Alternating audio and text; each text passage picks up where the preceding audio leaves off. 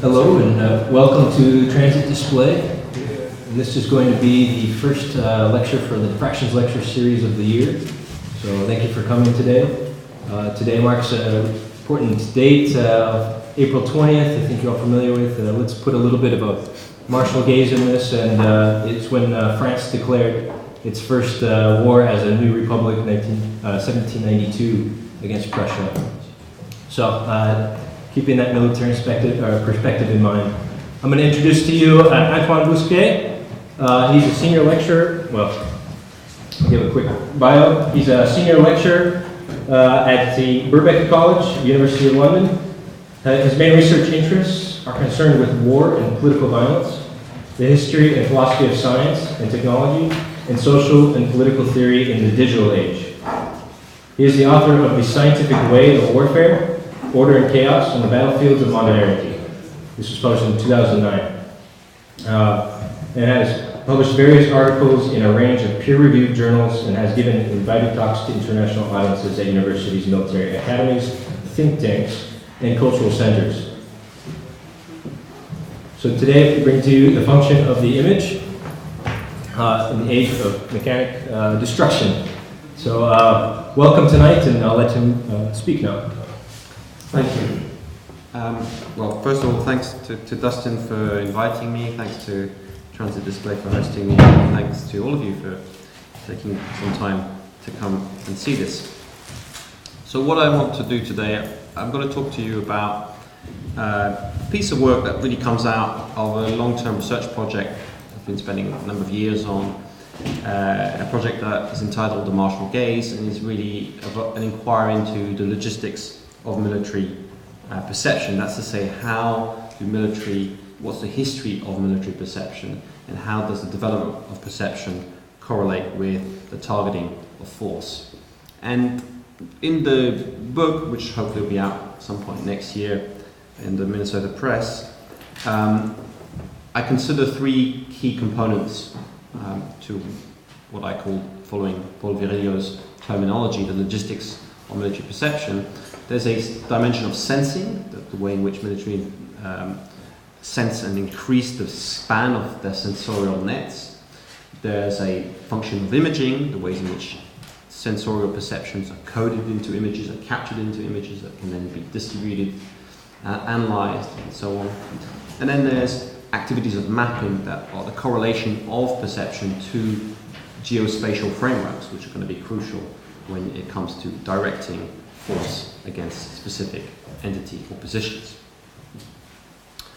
These three functions are quite closely intertwined, functionally in particular, but I'm going to be focusing today on the category of the image.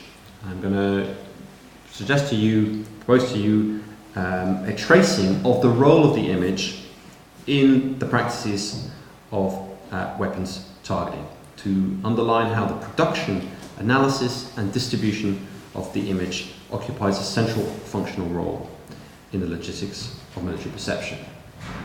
And to particularly submit to you that imaging is playing a crucial role in bringing the world in which we live in ever more into the ambit of targeting. That's to say that military targeting increasingly operates on a planetary scale.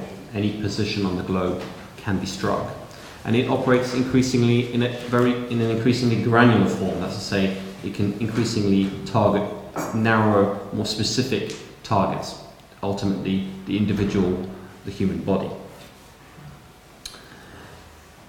Today, the US Air Force likes to boast that its nuclear and conventional precision strike forces can credibly threaten and effectively conduct global strike by holding any target on the planet at risk, and if necessary, disabling or destroying it promptly, even from bases in the continental United States. I would say that's increasingly the condition, the martial condition in which we live. We live in a world in which force can be deployed on a global scale at a moment's notice. But the story I want to tell you begins in the Italian Quattrocento and the Renaissance invention of linear perspective. What is perspective? Well, as simply as possible, perspective is a geometric technique for the creation of images that represent physical space and the depiction of objects within it in a manner that approximates the experience of situated human vision. In other words, when you look at the perspectival image, it mimics, it resembles the kinds of visual effects that you would have through embodied vision, or at least a version of it. In particular, perspectival images have an obvious illusion of depth. The convergence of parallel lines to single vanishing points creates that sense of depth. This also means, because of its geometric construction, that the relative sizes and proportions of objects are accorded with their position within space. So distant objects are smaller than close objects, presuming that they have a similar objective size. And it's important to understand, of course, familiar with perspective as a very significant moment in the history of Western art, but it's important to understand that perspective is also the paradigmatic expression of a wider conjoined process of mathematization of space and rationalization of vision. You have to hold these two together. Simultaneously, space is being mathematized and vision is being rationalized. That's to say that perspective art emerged intertwined with the development of a science of optics. A science of optics that relied on geometry and explained human vision by precisely the same geometric principles. Why is it that distant objects look smaller than close objects? And what both perspective and this new science of optics says is that it's the angle of vision from the eye to a given object that determines its perceived size. Right? So the theory is there are visual rays, if you want, or you can imagine visual rays from the eye to an object, and the angle formed by the ray that hits the top of the object and the bottom gives you the impression of size. Right? And that size might be because the object is, the distance of it will correlate with the size of it. In other words, the eye, in the terminology of the day, casts a visual pyramid.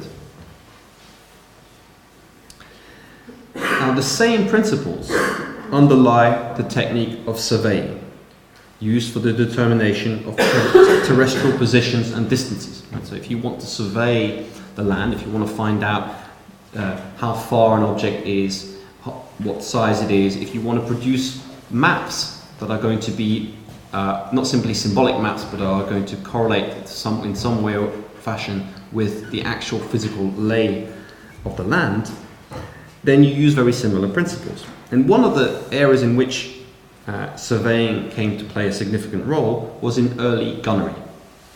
So the development of early cannons, early firearms.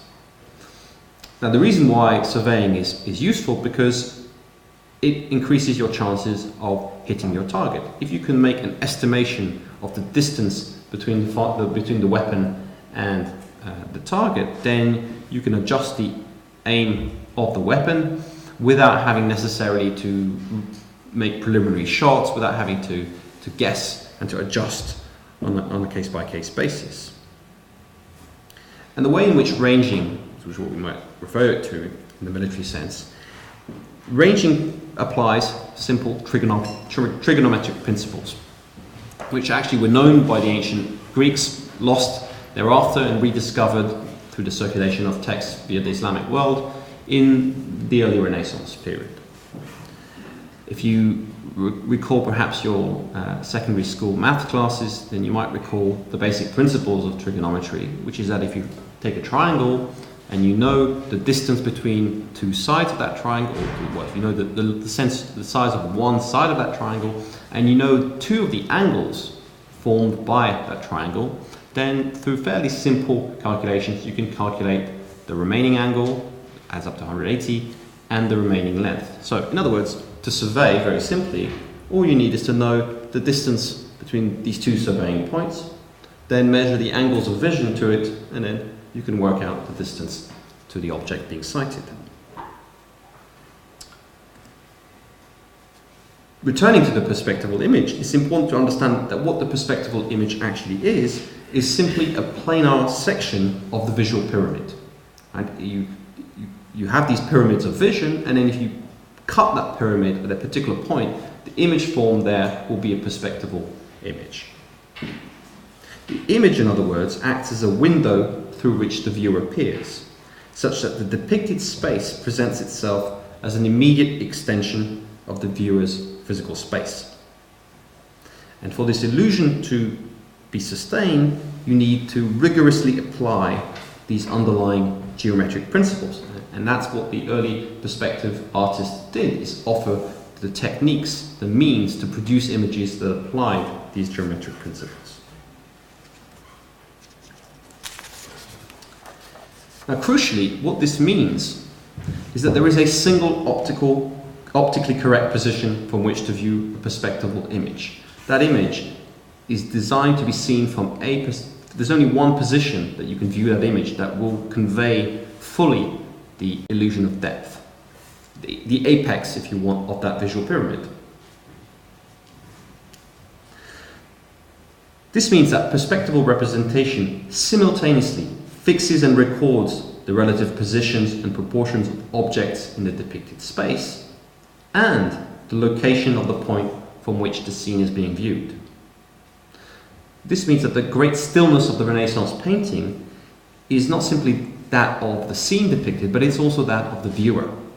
The viewer is being fixed as well as the scene depicted in the image. And one common reading of perspective is that perspective was important in the development of a nascent humanism because it enthroned a sovereign human subject, it arranged the visible world as its private spectacle.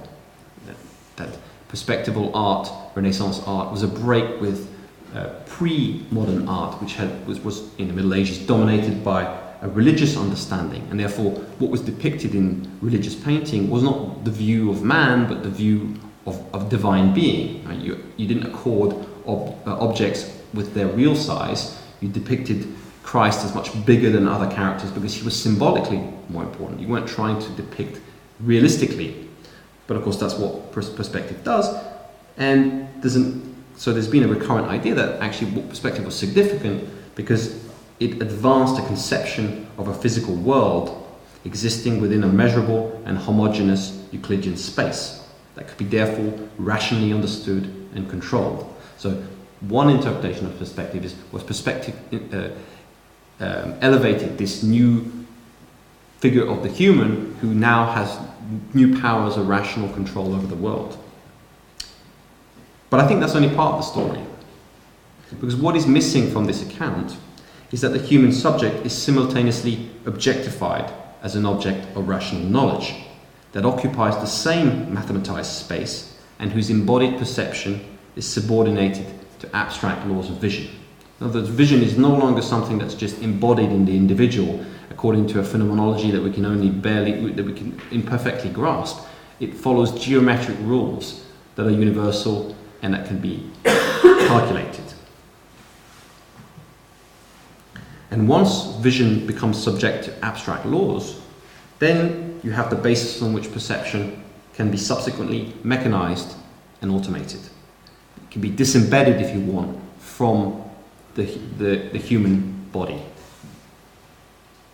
So from the earliest days of perspectival representation, there was a search for ways to dispense with the laborious geometric methods required for the production of these images. It's very practical. If you're trying to teach artists to do perspectival images, well, not many of them are going to be skilled geometrists. You want to find shortcuts to producing these kinds of images. There's many devices that do this. One is the one presented here by Albrecht Dürer, which is a contraption in which the visual rays from the model to the viewer are materialized through a piece of string, whose positions from a given model are transferred onto a screen. So the idea here is that you would take measurements from each point on the object, drawing that string from a particular point on the wall. That point on the wall is the position of the eye, right, the apex of the visual pyramid, and then you capture those measurements through this section of the pyramid a screen in which you can place key dots, and then you could fill out the painting. This device is from 1525 is just part of a long lineage of devices that culminate in the invention of the photographic camera in the 1840s. It's important to understand that the camera appears as the product of a concerted effort to design a machine that produces images in the manner of those painted within European post-Renaissance art. So the photographic camera is in a way a culmination of all these technologies, all these attempts to make a machine that can automatically produce perspectival images. And in fact, what makes the photographic camera in the end is the invention of a chemical means to fix the images that could be obtained through optical devices. So prior to the 1840s, you could produce optical images that looked like Renaissance paintings because you could concentrate light through optical devices. The Camera Obscura is a simple device of that nature, but what you didn't have is a way of fixing it. The chemical properties of chemical processes discovered in the 1830s and 40s allow you to fix that. As a result, the camera is immediately described as an artificial eye, one that is perceived as having an objectivity that grants it a special claim to visual truth. And whether we accept that claim or not, and indeed there's a lot of various critiques developed to question that objectivity or claimed objectivity, it is certain that photography has been extensively put to work in recording, classifying, and ordering reality. Very soon, there are attempts to exploit the fact that photographic images are composed in accordance with perspectival geometry, that therefore they contain accurate measurements of the relative positions and proportions of objects contained within them. Because if a perspectival image contains the measurements of objects displayed from a particular perspective, if you apply the inverse geometric calculations, you can extract those measurements. You can discover what the measurements, the relative measurements of the objects within that space are. So for instance, very quickly in the 1850s, there are attempts to obtain or to produce maps of areas or to perform the architectural surveys of buildings through photographs. This is a technique that becomes known subsequently as photogrammetry, measurement through photographs. You take pictures and then you try to extract the information, the visual and therefore spatial information that's contained within these images. With the decrease in the necessary length of exposure to light, photographs become furthermore able to arrest motion, and new applications suggest themselves. In 1882, Etienne Jules Marey presents to the world his Chrono Photographic Gun, a rapid-firing camera in the shape of a rifle. It's capable of taking 12 photographs per second, and it can be used for the studies of animal and human locomotion. Mechanically analogous to the Gatling machine gun invented a few decades earlier, the Chrono Photographic Gun underlines the coincidence of the image and weapons targeting. Indeed, gun cameras resurfaced in the first decades of the 20th century. Here, the purpose is not to photographically arrest the motion of animals, to study their motion. Rather, it's to find a realistic yet safe means to train aerial gunners. So, in the First World War, you've got aircraft taking up to the sky and some aerial battles going on. The problem is, how do you train an aerial gunner? You can't train them with live munition, at least that's probably ill-advised. So someone came up with the idea of a photographic camera gun. So you train the pilot to fire at targets, and then every time they fired it, the camera gun would take a picture, and you'd be able to measure how accurate their aim was. So here, for example, some of the images produced by the camera gun. They superimpose a reticle that allows you to see how close the aim of the gunner was. But this is essentially the same invention as Marey's Chrono Photographic Gun, but this time it's quite clearly, rather than just being a photographic camera that looks like a gun, it's a camera that serves the purpose in improving the aim of real weapons. But the really crucial role that photography would play in the First World War and beyond is the conduct of aerial photography. And this comes to the fore, of course, in the First World War. And the First World War is particularly suited for that because of the static trench warfare that it quickly settles into. You have massed armies over extended fronts confronting one another, and therefore a battle space that is placed under intense surveillance. You want to know what the enemy is doing, you want to know what they're planning, and this is all essential intelligence. And the best way to do this is from the air. And the best way to capture information or the view from the air is the camera.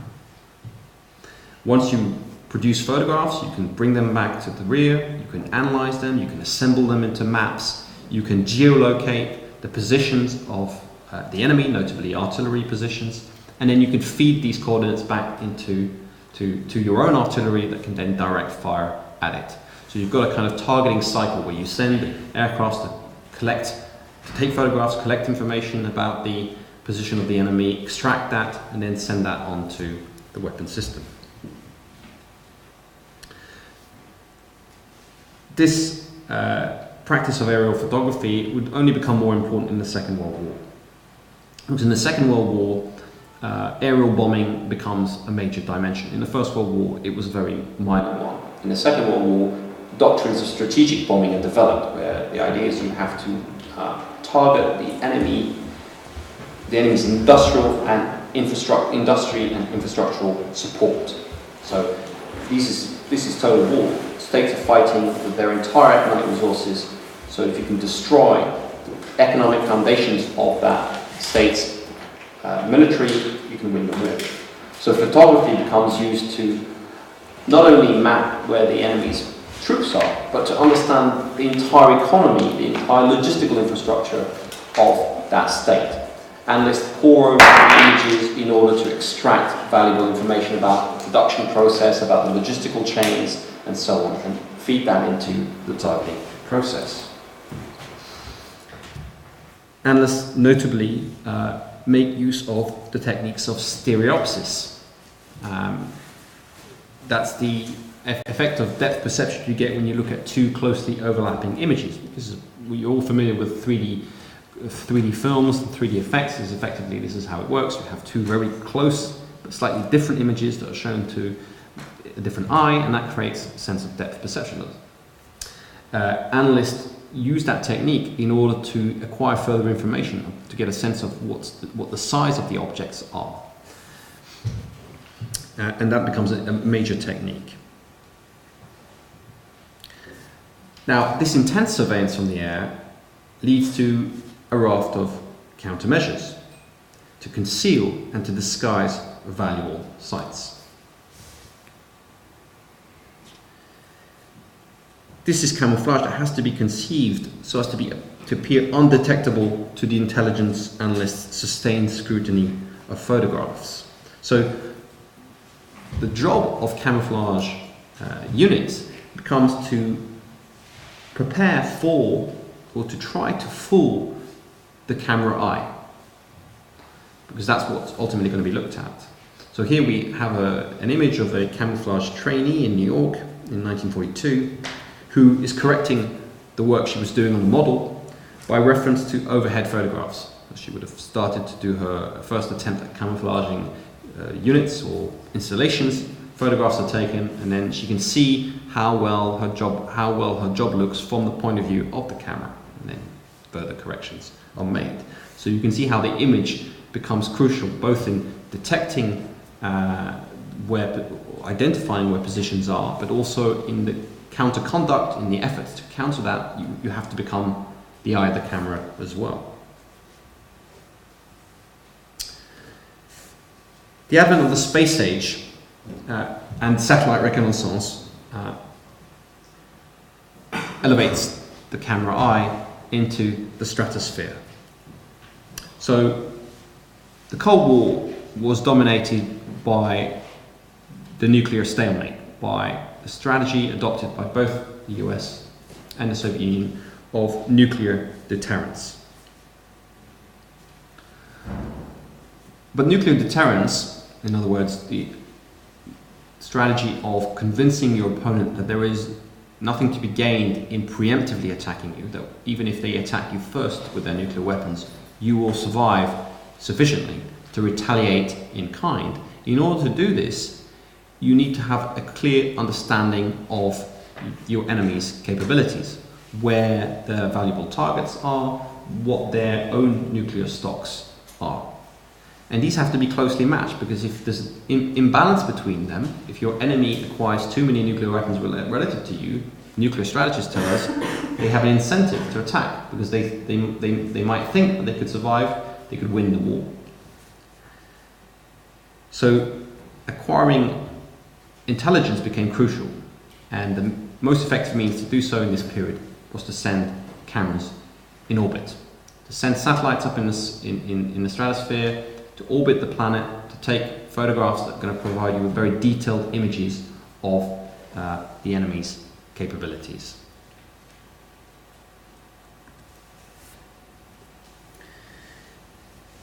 This, for example, is an image from the Chrono missions that took place in the 1960s under the US command. And this is a photograph of Washington, D.C. from 1967. And you can already see really in great detail the kinds of images that you can obtain. This, of course, has improved immeasurably since. It's thought that contemporary military satellites can resolve objects of no more than 10 centimeters in length. So the degree of detail that's obtained is quite formidable. But at the same time as the camera is elevated into orbit, something else fundamental happens to the image in the second half of the 20th century, with the move to digital electronic imaging. This is critical because it denotes a profound and highly consequential shift in the underlying material ontology of the image, to say how the image is actually materially produced. Traditional photography consists in the registration of optically focused intensities of light onto photosensitive chemicals. It's a combined optical and chemical process. But electronic image acquisition operates in a quite different way. It involves the transduction of radiant energy into patterns of electric current rendered as statistical ensembles of discrete numerical values. This means that the electronic image is first and foremost a mathematical entity. It's a set of numbers before it is a visual one. So a digital image is really nothing more than a statistical set that can then be presented in any form, any number of visualizations. It's quite fundamentally different from the chemical process of traditional photography. This ontological difference has several important ramifications. Perhaps most important of all is that the digital image is far more amenable to manipulation and treatment via algorithmic procedures. That's not to say that analog photographs couldn't be submitted to algorithms, but digital image is obviously much more easily processed in that way. And one of the consequences of that is the development of autonomous machine vision. Autonomous machine vision operates through the algorithmic processing of imagery for the automatic extraction of numerical and symbolic information. So a digital image is composed of any number of pixels.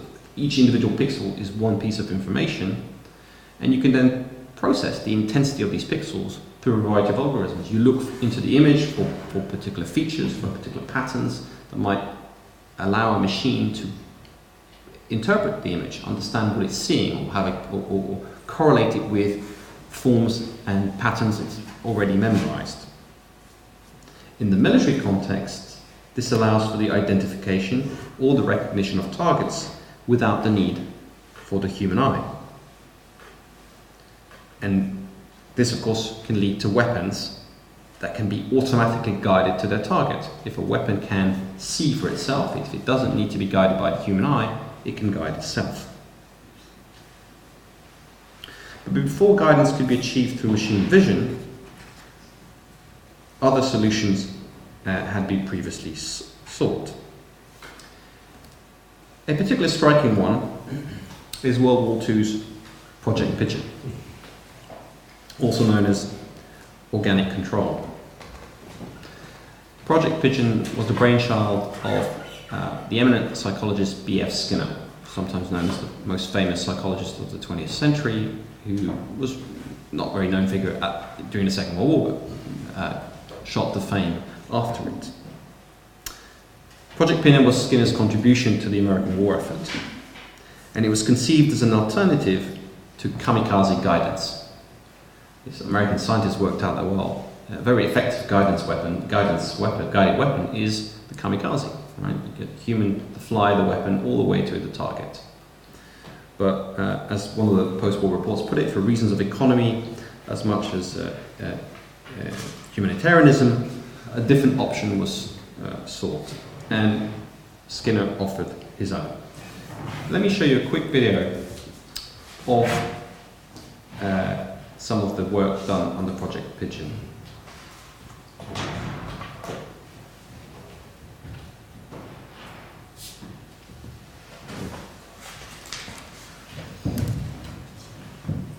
So Project Pigeon relied on the conditioning of pigeons, and you had to train pigeons to become guidance systems. And Skinner did much work with pigeons after that as well. So this is some of his earlier work. So one of the ways in which you did this is to prepare the pigeons, fit onto their, set them in restrict their movement, so that in the manner that they would be inserted into the head of the missile, and then train them to peck at a moving point. Right? You condition them by rewarding the good behavior, by feeding them every time they do what's required of them.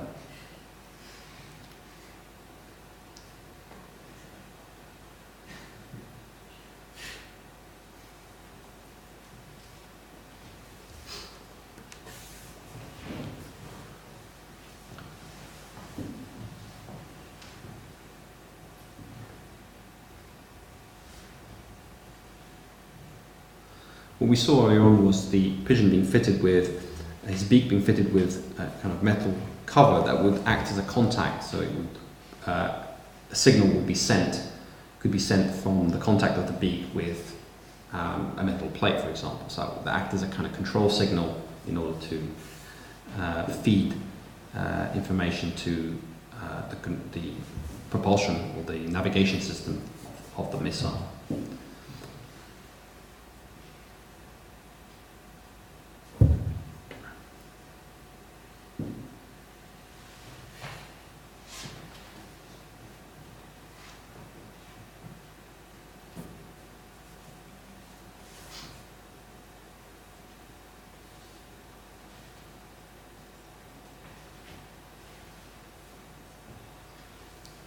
The final stage of the training would involve showing pigeons films of the kind of targets that we're looking for.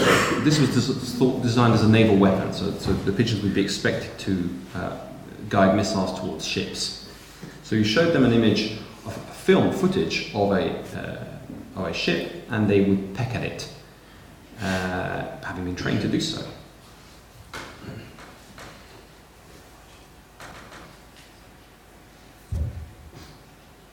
So here the image becomes the means by which you train the organism to perform a set of operations that will act as a guidance system. The head itself of the missile would work like a camera obscura. It would focus optical light and it's on a screen that would be placed in front of the pigeon. The pigeon would peck the screen and the camera would adjust. Oops, I need to find the slide again. And the pigeon would adjust, or the pecking would issue command controls to the corresponding command controls to the missile. There we go. This, in fact, is a 3-pigeon missile head. You would put 3 pigeons in there. The idea being that if you had 3 pigeons, they could democratically decide what the instruction was, so you could avoid aberrant pecking from a rogue pigeon if you had 3 of them. Now, in the end, Project Pigeon didn't ever see any deployment, but Skinner claims that this wasn't because the technology wasn't working, but because he had, in the end, a lot of trouble convincing the military hierarchy that it wasn't a crackpot idea. But the military took this idea seriously enough that they revived it in the post-war period, and only abandoned it when, by then, other techniques of guidance, radar, infrared, were clearly superior to any organic system, and so the project ended then. This post-war period is indeed one in which a whole raft of guidance systems become developed. Here we have another one, which makes use of live radar returns. This is an early patent. The way in which this works is effectively by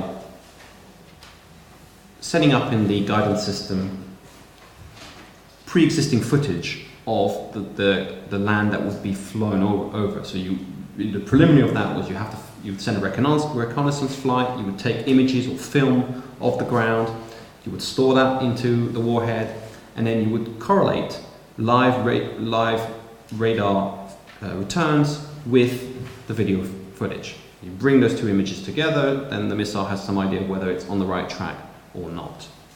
This is a very early kind of primitive system, but it's neat because you can quite easily see the mechanism operating.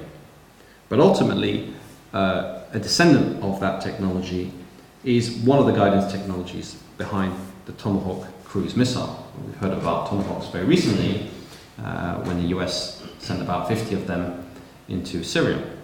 And the Tomahawk is arguably one of the most sophisticated weapon systems in the world. The unit cost of one of them is in the area of $1.5 million. So the US did basically send $75 million into a Syrian airfield. In its terminal phase, the Tomahawk is really a quite complex weapon system that uses a combination of GPS and other radar technologies. But in its terminal phase, the Tomahawk compares recorded images of the terrain obtained through prior reconnaissance with live optical imagery obtained through its onboard optical sensor. So effectively, the Tomahawk does see, right? It's looking for a target that it's been previously provided with, and it seeks to recognize it and to guide itself. And as a result, the Tomahawk is a remarkably accurate weapon that can strike its target within the margin of error of a few meters. But the Tomahawk is only useful against previously identified targets. Right? The Tomahawk has to recognize the target. The target has to be previously recorded, identified, stored in the Tomahawk's guided missile system. The Tomahawk cannot independently choose a target. That, in a way, is the goal that current military technology is striving for. And discussion around the possibility of such technology is what has fueled a big debate around what's called lethal autonomous weapons. The idea that you could have drones, unmanned aerial vehicles, or other weapons that could, on their own, autonomously identify or determine that an entity is a target and make the decision to attack it independently. There's quite considerable technological obstacles to that, but it's quite clear that the technology is inching progressively towards it. And what you could make those types, you could make a machine that does that. It's just that the military at this point is probably not sufficiently confident in that technology that they would want to deploy it for now, anyway. Other than in extremely constrained settings. So there are some anti-missile systems that can operate, for example, in the Korean area, in South Korea. There are defensive systems that are capable of operating autonomously. But they're looking for very specific target signatures, but they could operate without any human oversight. Similarly in Israel as well. But this emergence of machine vision that I've been talking about is a very important facet of the digitalization of imaging, but it's only one facet. Because if the digital image is nothing but a statistical ensemble of numerical values, the correlate of that, it becomes very easy to create and continuously update any image. So computer graphics are possible, like live computer graphics are possible precisely because of this digital character of the image. If the digital image is nothing but a set of numbers, well, you can just enter new numbers and you've got a new image, right? So you can create live perspectival images. Most 3D graphic games effectively are live processing of perspectival images that are done on the fly. And when this imaging is made to respond dynamically to the input of a user, we start to see the production of what we might call machinic visions, as opposed to machine vision. And indeed, we see that humans are increasingly immersed in synthetic visual environments through which they apprehend and interact with reality.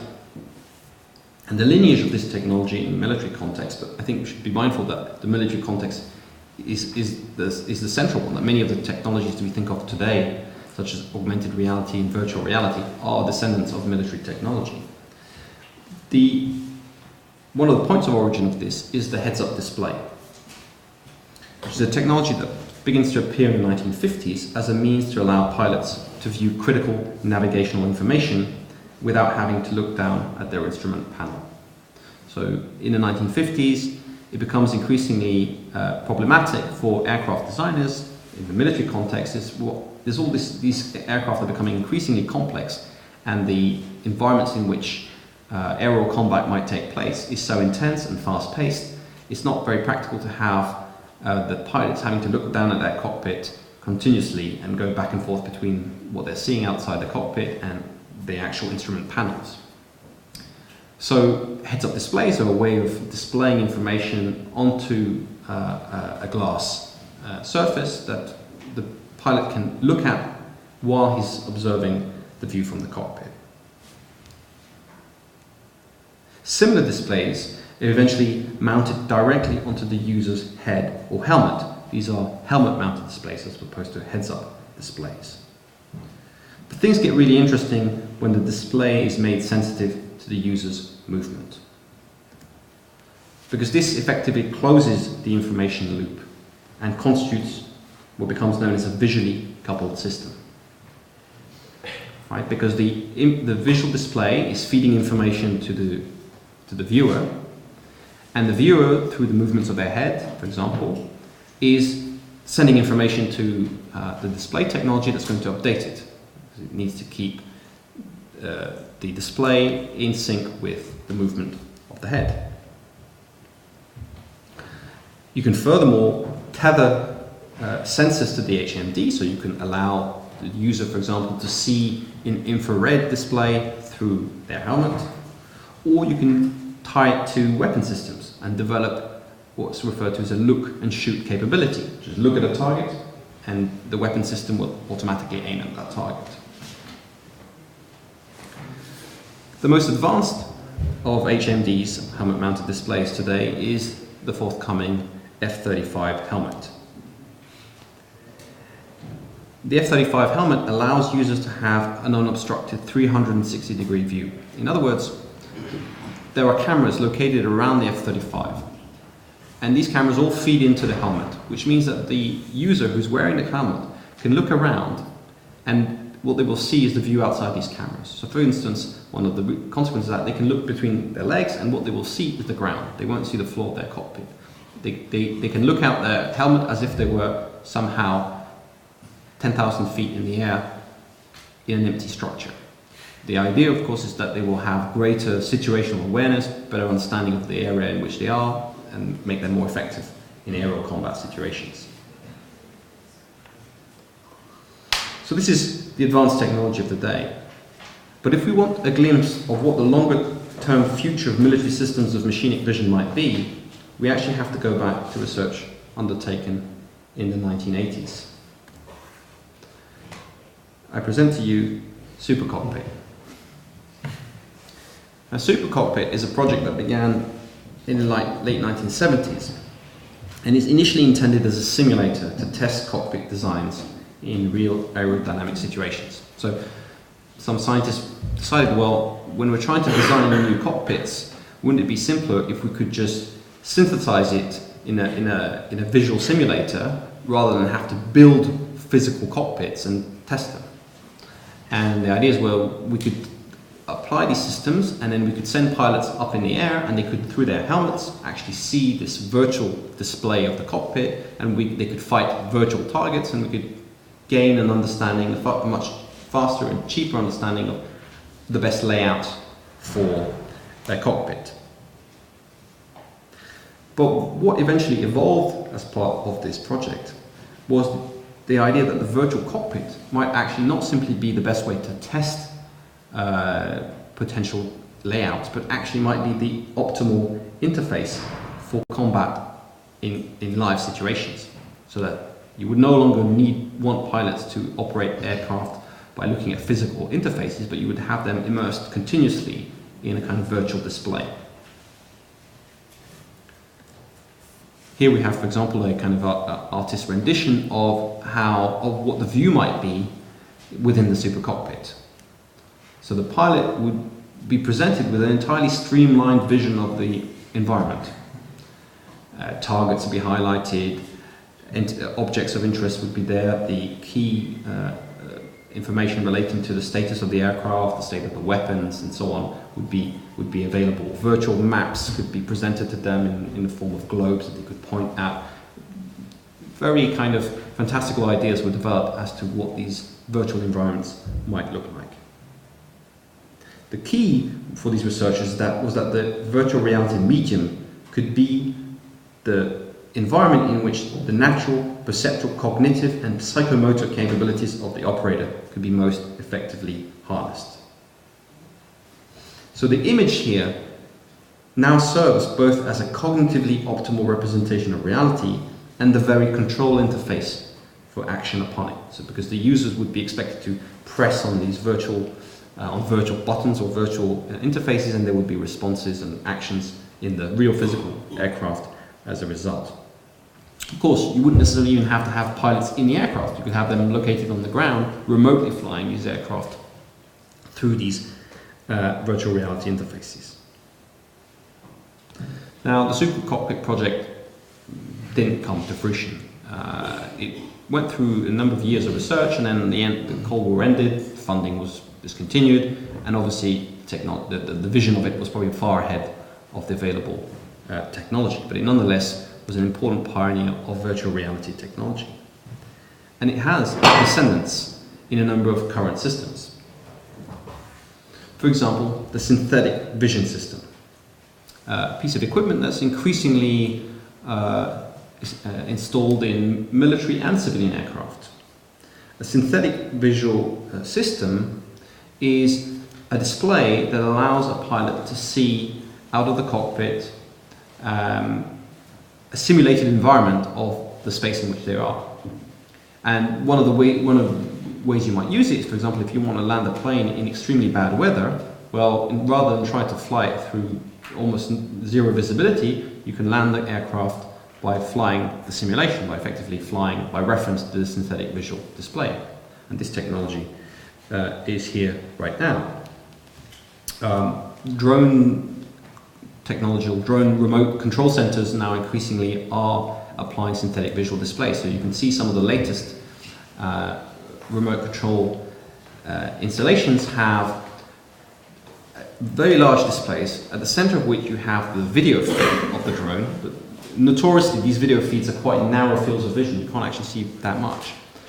And around that, you've got a synthetic environment, so that the virtual reality effectively reproduces everything that the pilot would see if they had, a very large cockpit to look at rather than a small video feed. So there is a legacy of the Super Cockpit technology, which I think will continue to develop, and I think more widely, all the augmented and virtual reality technology that we're seeing right now is also a descendant of it. But there is perhaps even a more radical endpoint to the development of military imaging. This is Ivan Sutherland. Sutherland is perhaps one of the most important figures in the history of computing, despite the fact his status is not equal to that importance. In 1963, he invented what arguably was the first graphical user interface. sketchpad. But that's not even what I want to talk about now. He was notably the head of DARPA's Information Processing Techniques Office between 1963 and 1965. DARPA, in case anyone doesn't know, is the Defense Advanced Research Project Agency, the R&D arm of the US military, notably responsible for the internet and lots of other technologies. And a few years after his work at DARPA, Sutherland developed the first virtual and augmented reality head-mounted display, which he's wearing in this photograph. It was called the Sword of Damocles. The reason being that in order to set up this system, you had a very large installation above your head, so it threatened to fall on you at any moment, as the eponymous Sword of Damocles. And it was a very primitive system. It could only show very basic wireframe images, but it was effectively a virtual reality system. You could see basic geometric cubes, and if you moved your head, the image changed. It would basically establish the principles of subsequent systems. But the most interesting thing here is that Sutherland wrote a few years earlier, in 1965, in the last year of his time with DARPA, a short paper in which he tried to imagine what the ultimate display might be. So he was conceptualizing what is display technology and what is the ultimate display. And he speculated that the ultimate display would have to be some form of kinesthetic display capable of stimulating all the human senses. So the ultimate display wouldn't just be a visual display, it would be an auditory display, it would be a sensorial display, it would be able to simulate or to provide a representation of every single sense. Such a display, he says, would allow users to experience all sorts of fantastical objects summoned by the controlling computer. So he, for example, imagined that users might be able to experience a round triangle or negative mass. But his conclusion is a rather more somber and instructive one. The ultimate display, he says, would, of course, be a room within which the computer can control the existence of matter. A chair displayed in such a room would be good enough to sit in. Handcuffs displayed in such a room would be confining, and a bullet displayed in such a room would be fatal. With the ultimate display, representation and its object become virtually indistinguishable, since they all have the same material efficacy in the world. Sutherland's final choice of illustrations furthermore recalls the elementary function of the Marshall image, to fix objects for their targeting. Yet he goes one step further in encompassing the whole process within the single realm of imaging. The handcuffs immobilize and the bullet kills without ever leaving the display. Such that in the wars of the distant future, being caught within the war machine's imaging capability may well signify being already at its absolute mercy. Thank you.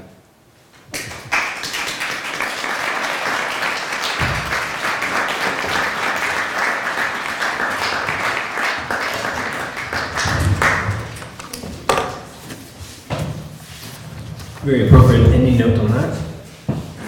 We're going to open up the floor for questions now, so feel free to ask them. We're going to take about two to three at a time, and then let them answer them. Basically, what would be the point of having such a display that can kill you? Like, isn't it kind of like against the advantage you are gaining? Aren't we actually living in such a display already?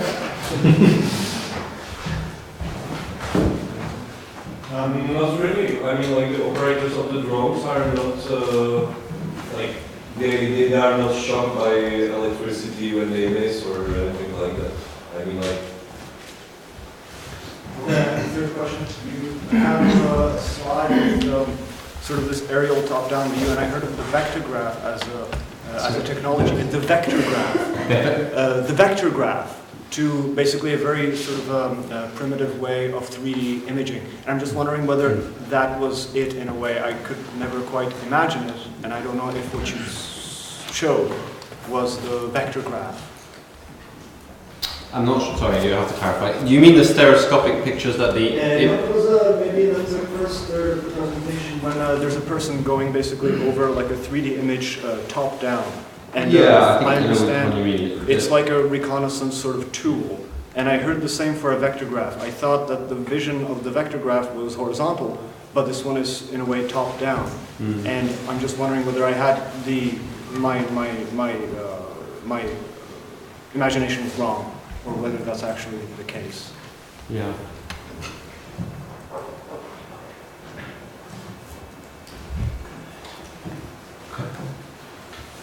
That's one of the imagery. That's it. That's it. Okay, I'll just take those quickly and then. Well, just to go to the first question, well, I think the thing about the ultimate display is that it would be the ultimate weapon, right? Of course, you wouldn't want to use the display on yourself. That wouldn't be much good. But if you capture the enemy within the ultimate display, then the image would be the ultimate weapon. The image that you could conjure through it would be the ultimate weapon. As to whether we live in one today, well, I'll leave that just out there. Anyone can pick that up if they want. On this particular, well, let me just say a little bit more about it.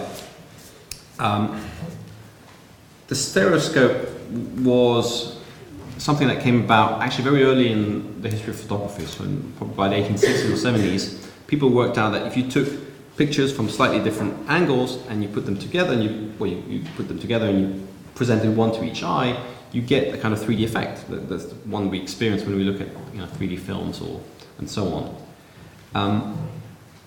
The idea in the reconnaissance context is you want to exploit that effect in order to gain information that you wouldn't obtain from a single photograph.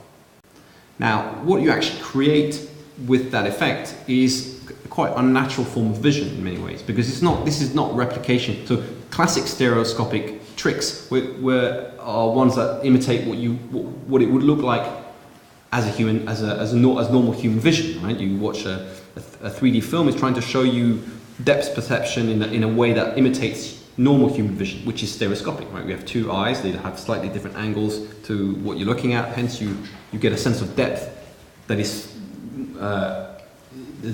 heightened compared to a simple perspectival image. But in the case of this stereoscope, what you're actually doing is two cameras are taking images that are spread out much further than normal human vision. What the image that you then experience when you look through a stereoscope, these particular stereoscopes, is not what you would see from the aircraft. It's what you would see if you were a giant overlooking the Earth, right? Because the distance of the two images would be equivalent to having eyes at several meters apart, and that allows you, from the distance at which these photographs are taken, to see the height of objects that you wouldn't otherwise see. And that was a useful way of working out, what you were seeing to see, is this a building, and how high that building might be, and that provided with further information. I don't know whether that answers your question. I'm not sure what a vectogram is. So. Just a very quick follow-up. Have you, of course, with your extreme expertise in the field, have you heard of this actually being applied vertically, in the sense that it wasn't top down, but it was in some way an imposition or superposition of two images, which would happen on a horizontal plane? Oh, horizontally, excuse me. Well, I talked about photogrammetry, right, which is the use of photographs to take measurements. And there are different techniques. Some techniques are you take a single image and you just do the reverse kind of perspectival geometry. But actually that's quite an imperfect technique. There are ambiguities in an image that make it difficult. Another way is by using several images, and effectively you are doing something similar to this. You are using stereoscopy basically to calculate the distance of objects and so on. So certain computer vision, it's got a whole raft of different techniques, but some of the techniques effectively are stereoscopic. So yeah, that's one of the areas of application. Okay. You mentioned the way how the machines are directed by the human vision. On the end, the machines are getting they need very abstract form of information. It was seen on the display of the tanks. So there's a lot of different abstract data they can use for targeting. But your lecture was pretty much focused on the realistic display of the situation, which leads me to the question if you would consider other forms of display, which perhaps doesn't need to be for human exactly. Because, and the other question would be why we actually need that kind of display, because realistically there's no need to see how the space looks like, because you only need the data for space.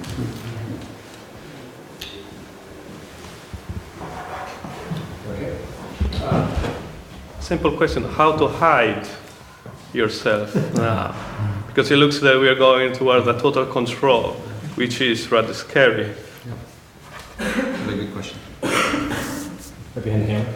Thanks. Hi, Antoine. Hi, Ben. Just watching your image on the camera screen here and watching the automatic focus track you around, it strikes me that your rather doom-laden conclusion might be slightly overdoing it. Because while this image here with the autofocus tracking you could be used to target you, should we have this hooked up to some kind of ballistic device, we're not using it for that, and it's in fact something you've consented to do, to be at the front, to be recorded, etc. It's being used for a very different purpose. And I don't wish to appear naive in underestimating the destructive potential and indeed negative potential of such technologies, but I wonder if we do really need to end on the note that the ultimate display is indeed ultimate doom in the way that you seem to suggest. Okay, on the first question, I mean, I think you make a good point in the sense that all the displays, all the presentations of visual information that I've shown you, for example, are all designed for humans. The fact of the matter is that machine visions, or machines that see, they don't see images in that sense. I mean, they see data, right? So as I indicated, electronic imaging is basically numbers, and the machines don't need to ever leave the realm of numbers. That's the whole modus operandi is via these numbers. So this, for example, is purely for our benefit. It's to understand what the machine, this is a visualization to help us understand what the software, what the algorithm is doing in recognizing a tank. But the machine itself is never really leaving the realm of statistical ensembles. The imaging is produced through capture, it's translated, is immediately captured as numbers, and it's processed as such. So visualization is ultimately something that's left for humans, and some of it might be more or less abstract, but if it's abstract, it's generally abstracted because the idea is that it will be easier for us to process, right? The super cockpit vision, which is a kind of almost cartoonish vision of what the landscape might be, or what the operational environment might be, we premised on the idea that this is the key information that the user needs to access. They don't need all the extra realistic visualization that doesn't feed into the task of piloting, targeting, and so on and so on. But what I wanted to underline is important is that in the move towards electronic images, you've got both machines that see, but also humans that are inserted into new visual environments. That both these things are happening at the same time. So it's not simply that the machines are learning to see and we're kind of being locked out of that, and the machines will do everything, will see everything in the future. Maybe there's a distant future where that might be the case, but for now, for the foreseeable future, it's much more that we're in an increasingly intimate relationship with the machines that see in their own ways, or not, as I said, and who present us information as well in ways that we acquire, that we process visually. Hiding. Okay, that's a very important question, and I'm glad you asked it because I have a chapter on hiding. So I have thought about this thing a little bit. And you're right. Of course, there's the account I presented to you is one of increasing visibility and vulnerability. But there are, of course, if you think about the development of military perception, there's continuously been an attempt to counter it. I mean, the technologies of military perception really accelerate in the early 20th century, in the First World War. And of course, that's when modern camouflage is first developed. So there's a whole set of techniques that have been developed since, camouflage, stealth techniques, and so on, which effectively rest on similar kind of bodies of knowledge. What you're trying to do is, if you know how military perception work, then you start to have an understanding how you might fool it. If you know the kind of algorithms that are used to recognize an object, then you can try and turn them against it. So there's clearly a kind of counter practice that attempts to mislead or distract or fool the martial gaze. That said, it's increasingly onerous to do so. If you think about the B-2 bomber, which is perhaps the most advanced stealth aircraft in the world, I mean, this is an aircraft that costs $1 billion. So you're not going to have many of them. So it may be that there are means to counter it technically, but they are increasingly onerous. However, I think that there is increasingly a countermeasure that is being put in place. And that countermeasure is a kind of form of strategic camouflage, which is to say, rather than try to technically counteract military perception, what you're seeing is adversaries vanishing from the battle space. And one technique is to basically conceal yourself. The terminology I quite use is that used by Reza Negrestani, hyper camouflage, where basically you conceal yourself within the enemy society, and you attack that society, without any warning. And I think that's one of the things that we have to think about, particularly when we are situated in the kind of parts of the world which are been developing and pushing this kind of military perception, is that the vision behind it, that, well, we're going to have this wonderful targeting technology and we can target anyone in the world, and this is a recipe for ultimate power. What we're seeing, I think, as a result of it, is actually a dissolution of the battlefield, and we're increasingly seeing war kind of molecularizing and resurfacing within our own societies in ways that we might find quite discomforting. So I think that there is a counter movement. There's a kind of a reaction to that dominance of perception, and one that actually has quite unpalatable effects, I think. So yeah, that would be the beginning of a conversation about that. And Ben, let's see.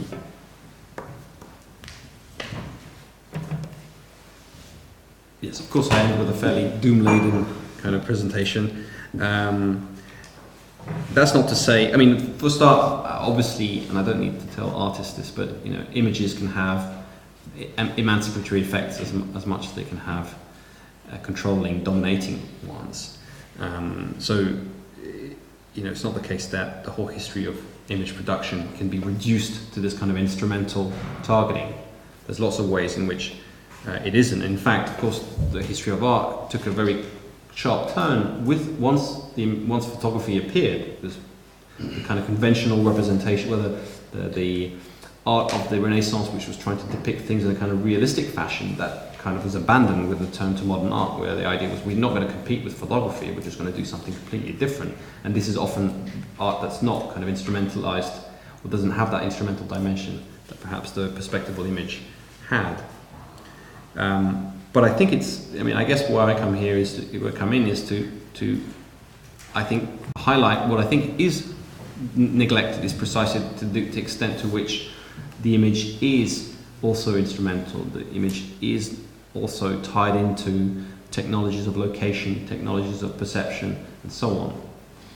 But even beyond, and bound in your direction as well, the ability to correlate vision with location, to target in the sense of to send something to a particular point in space, that can also have non-military applications.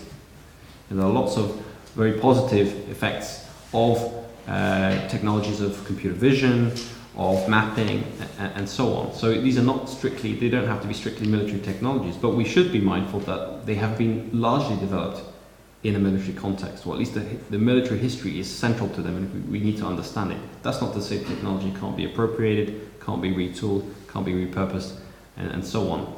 But I think we need to be mindful of the military context and the trajectory of that military technology. Sorry. Just if I may very quickly respond to Antoine with a couple of things. One thing I would pick up on is to say, how does the martial gaze interact with other gazes then in this field of vision that is opened up? Because that is then a classic social field. that is there. And there's the commercial gaze, there's the emancipatory gaze, as you put it.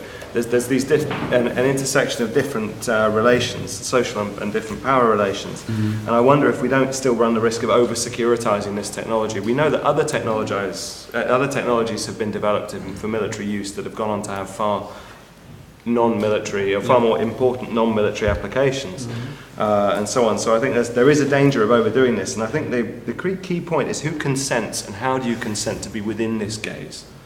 Because indeed the very point I was trying to raise with you having consented to be in the gaze of this machine here and being targeted by its autofocus raises a particular issue. And you can talk about either informed consent or voluntary servitude. We could see a Foucauldian type power relation or other kinds of power relation there. But that surely is the big question. So I'm always left as something of a technology skeptic on these issues, wondering if it's the technology that's changed it or it's the way that we've failed to actually adapt our social processes and political processes to keep up with it. I mean, very quickly, I have a bit of an issue with that idea of consent, because consent is very contextual.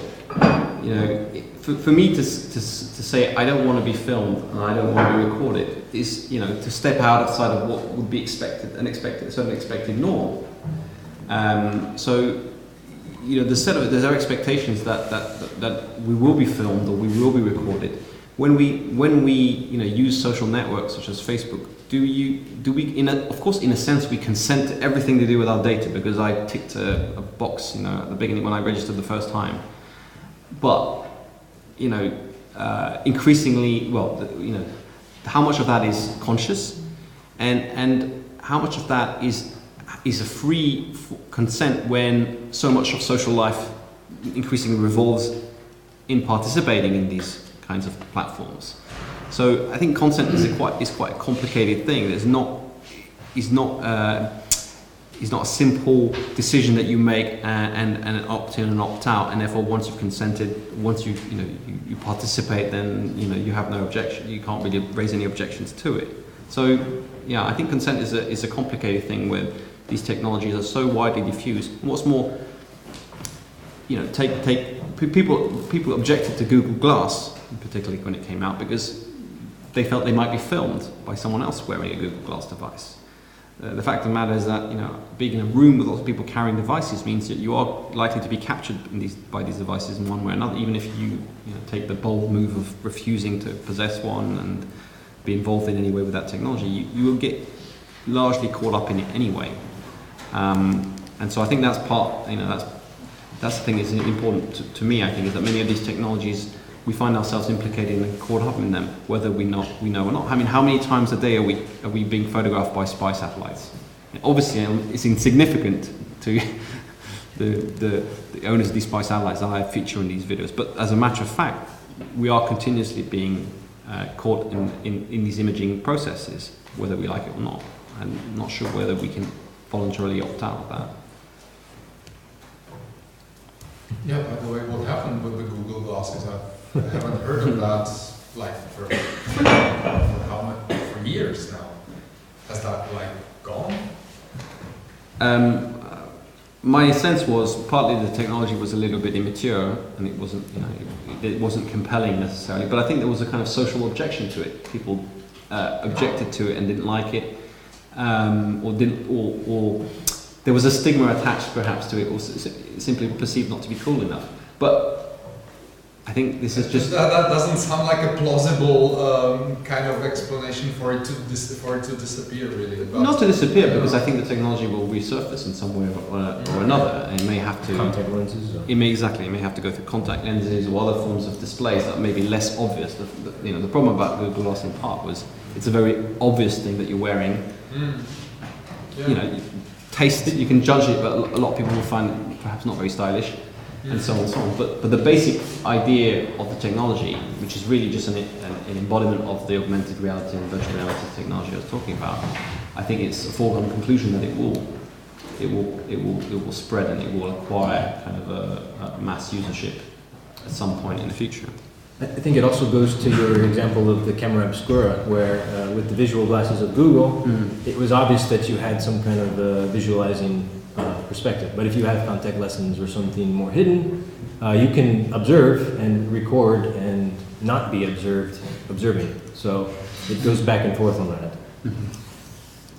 And that might change. I mean, there's some speculative fiction where Viz glasses or these Google Glass glasses are used in warfare situations. And I'm thinking of ghost fleets, for example. But.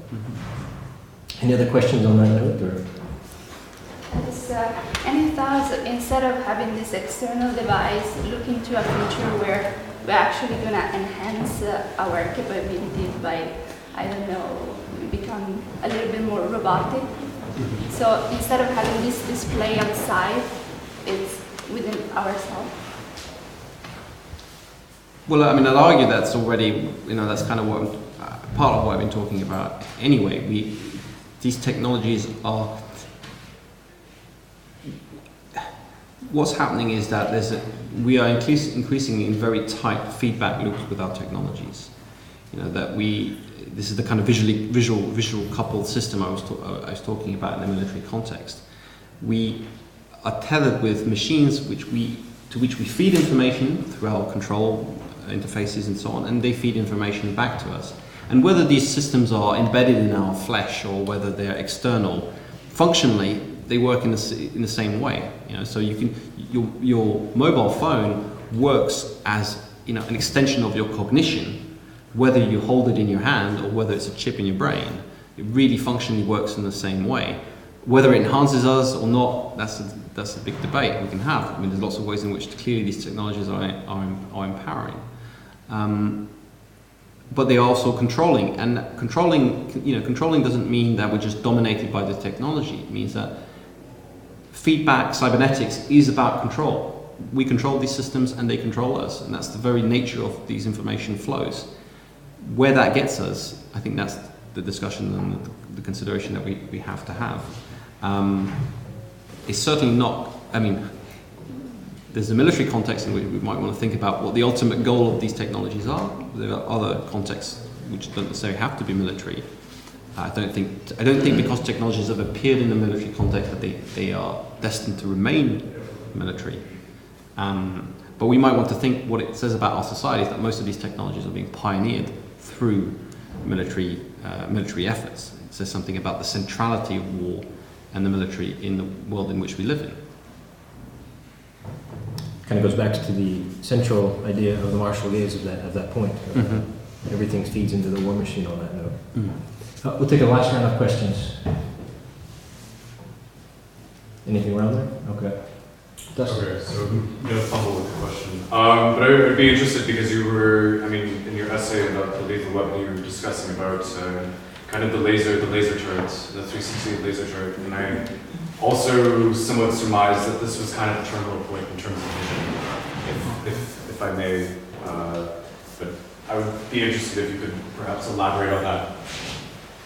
So this is an aspect of the book that's contained in an article that's forthcoming, which was thinking about this relationship between perception and targeting in terms of sensorial development, and in a sense the end point of that is the development of the laser, because the laser technology happens to be a technology that's a sensorial technology in the way in which optics, radar, infrared is. You can use lasers to make distance measurements, for example. You can make maps using laser. But laser is also weaponizable. Right? You can make laser beams that will set fire to things or blow holes through things. And the laser, in that sense, is a kind of form of combination of a particular process of extension of vision, because in the laser we have the line of sight that becomes also the line of the weapon. And most technology take the sight and feed that into the line of the weapon, but with laser you've got the kind of convergence, the coincidence, in fact, of the weapon and the vision. So laser is also one form of combination of the martial gaze. That answer your question? Does that answer your question? Yes. I didn't know if it was exclusive enough. I think it's awfully interesting looking at it from a perspective also from cybersecurity, and how we've infused this nexus into how we put terminals to this. for example, taking an image of a disk is just a hash, a bunch of numbers and letters. So it's interesting how we utilize that. And we're feeding into this terminology that ends with this martial gaze. Very interesting concept. Well, we're going to close up with that. That kind of closes up also his book title, Martial Gaze, will be coming out soon, published there. If you guys want to come back to this lecture as well through video, we have a recording on there. You can check on the diffractionscollective.org new website. We also have a blog line going up there, so if you're interested in contributing and participating on there, go for it. If there's any other questions for Antoine, you can conclude with him after the presentation. So thank you for coming, and thank you for making it.